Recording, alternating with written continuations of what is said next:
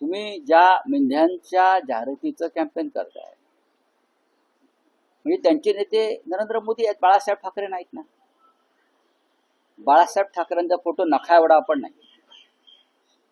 बाळासाहेब ठाकरेंचा, आणि बाळासाहेब ठाकरेंच्या बाजूला तुम्ही शिवसेनेच्या जिल्हा प्रमुखांचा फोटो लावता. ही कोणती नवीन पद्धत आणली तुम्ही? ही कोणती आहे?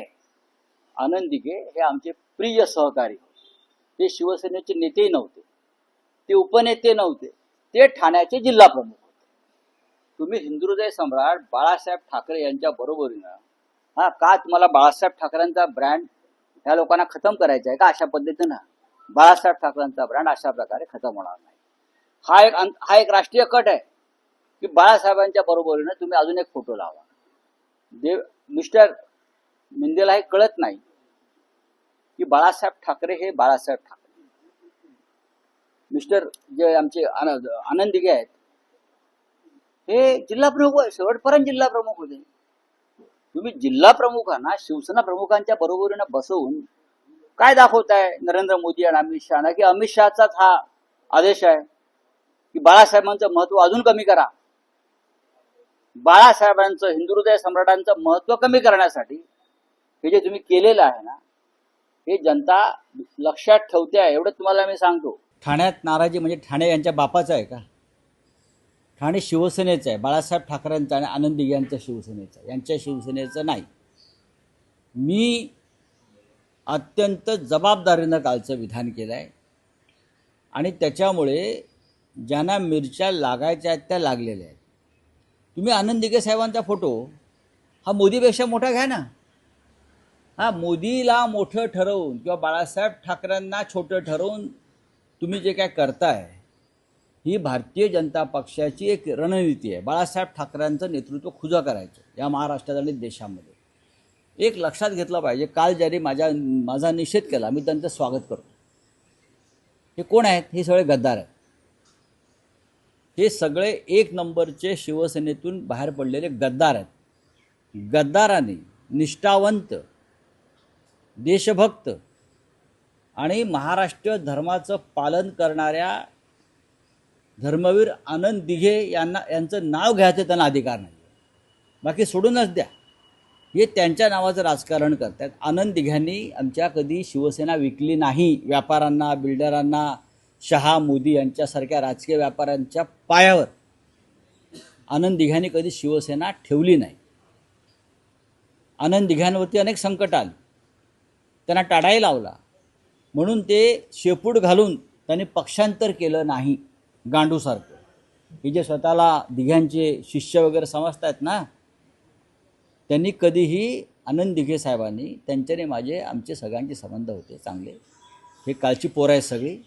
हे बाहेर उभे राहणारे रस्त्यावरची पोरं आहेत सगळी. हे आता काल आले ना, हे टेमिनेकाच्या बाहेर टपोरी करणारे सगळे पोरं आहेत. त्यांना आतमध्ये प्रवेश नव्हता. आनंद दिघे हे ठाकरे परिवारातले आणि शिवसेना परिवारातले एक महत्त्वाचे सदस्य आणि घटक होते. ठाकरे परिवाराचा आदेश त्यांनी कधी मोडला नाही. मग ते शिवसेना प्रमुख बाळासाहेब ठाकरे असतील किंवा जेव्हा कार्याध्यक्ष झाले उद्धवजी, त्यानंतर उद्धव ठाकरे असतील, त्यांनी सातत्यानं मातोश्रीशी आपली निष्ठा कायम ठेवली. हे आता जे आहेत नाही, स्वतःला शिवसेना म्हणून घेणारे लफंगे आणि चोर, हे धंदे कधी आयुष्यात माननीय आनंद दिघे यांनी कधी केले नाहीत. राऊतसाहेब, तुम्ही टाळाचा उल्लेख केला. जे तुमच्यावर आता टीका करतात किंवा तुमचा निषेध करतायत ते म्हणतात की राऊत यांच्या मुलाखतीनंच दिघे साहेबांना पण असं कधी आनंद दिघे साहेबांनी म्हटल्याचं माझ्या लक्षात नाही आहे की संजय राऊतांमुळे मला त्रास झाला. अजिबात नाही. आम्ही त्यांना तुरुंगात भेटायला जात होतो सातत्यानं. सुटल्यावरती ते माझ्या इथे घरी आले होते. राजकारण ह्यांना कळत नाही. त्याच अटकेनं आनंद दिघे धर्मवीर झाले. हे काल जी पोरं टोरं आले होते ना, आनंद दिघे यांच्या ज्या आनंद आश्रमात हे लोक बसत आहेत, तो कोणी कोणाच्या नावावर करून घेतलं आहे ती प्रॉपर्टी, याचा तपास करा. आनंद दिघे साहेबांच्या वेळेला तो एक ट्रस्ट होता. दिघे साहेब तिथून काम करायचे. आणि आज ती प्रॉपर्टी म्हणून कोणी कोणाच्या नावावर करून घेतलेली आहे, धमक्या आणि दहशत निर्माण करून. हे मी सांगेन, दिघे साहेबांनी असे उद्योग कधीच केले नाही. दिघे साहेब हे व्यापारी नव्हते.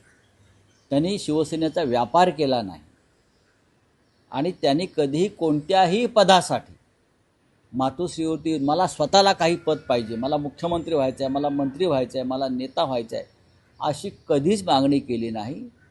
ठाणेसारख्या जिल्ह्याचे ते एक सर्वोत्कृष्ट जिल्हाप्रमुख म्हणून त्यांनी काम केलं आणि ते महाराष्ट्रातले एक आदर्श जिल्हाप्रमुख असल्याचं बाळासाहेब ठाकरे वारंवार आपल्या भाषणात सांगत होते. जेव्हा दिघे साहेब होते तो काळ वेगळा होता. तेव्हाही अनेक पदं निर्माण झालेली नव्हती. मग उपनेते असतील किंवा ती प्रक्रिया सुरू झालेली नव्हती. नेते आणि नेत्यानंतर थेट जिल्हाप्रमुख. त्याच्यामुळे ह्यांना मिरच्या झोंबायचं कारण काय? तुम्हाला जर मिरच्या झोंबायच्याच असतील तर तुम्ही दिघे साहेबांचे जे अवमूल्यन करत आहात, गद्दारी करून, बेईमानी करून, चापलुसी करून मोदी शहा फडणवीसांची, ती थांबवा. तरच दिघे साहेबांच्या आत्म्याला शांतता लावेल. आणि अरे सोडाव कोण श्रीकांत शिंदे, अरे सोडाव श्रीकांत शिंदे काय, कोण श्रीकांत शिंदे? दिघे साहेब हयात असताना त्यांना विरोध केला असे आज अरे कोण श्रीकांत शिंदे बाबा? काय त्याचा संबंध आहे शिवसेनेशी? उद्धव ठाकरेंनी केलेला खासदार आहे. तो शिवसेनेत होता का कधी हा पोरग? हे माननीय उद्धव ठाकरे, त्याचा बाप गेला. बापाने म्हटलं माझ्या पोराला सध्या काय काम नाही आहे, तो डॉक्टर आहे हाडांचा, बरं का, आणि गोपाळ लांडगेचे तिकीट कापून त्याला तिकीट द्यायला लावलं. तुम्ही काय सांगते श्रीकांत शिंदे वगैरे? मला नका सांगू तू या शिवसेनेतल्या गोष्टी. मी इतकंच सांगतो. कोणते आनंद दिघे नाही आपले सध्याचे, कोणते नाही हो, अहो एकनाथ शिंदे. अहो थांबा ना, खूप चांगली माहिती देतो तुम्हाला मी. आज जे एकनाथ शिंदे आहेत ना, ते राजन विचारेचा त्याग, राजन विचाराने त्याग केल्यामुळे एकनाथ शिंदे शिवसेनेच्या मुख्य प्रवाहात आहे. त्याबद्दल एकनाथ शिंदे यांनी रोज राजन विचारेचे पाय धुवून तीर्थप्राशन केलं पाहिजे. राजन विचारेचा त्याग, राजन विचारे सभागृह नेते होते. शिंद्यांच्या घरामध्ये दुर्घटना घडली दुर्दैवाने. ते सैरवेर झाले होते, दुःखात होते.